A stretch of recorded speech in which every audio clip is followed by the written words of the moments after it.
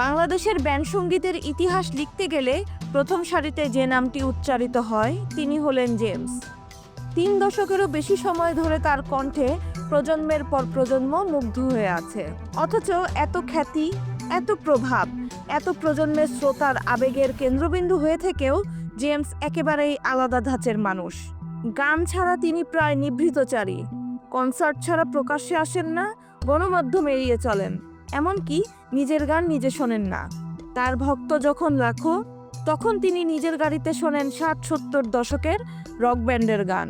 যেন তার নিজের সৃষ্টি তার জন্য নয়, বরং শুধু শ্রোতার জন্য। আলোচনায় উঠে আসে তার দোটানা, শহর আর গ্রামের টানাপোড়েন। শহরে থেকে ক্লান্তি আসে, অথচ গ্রামে গেলে শহরের ডাক শোনা যায়।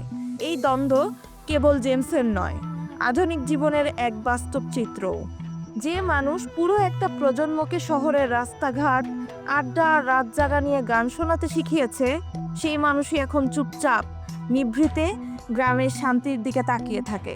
তবে তার উত্তরগুলো প্রমাণ করে অপূর্ণতার বোঝা তিনি বহন করেন না।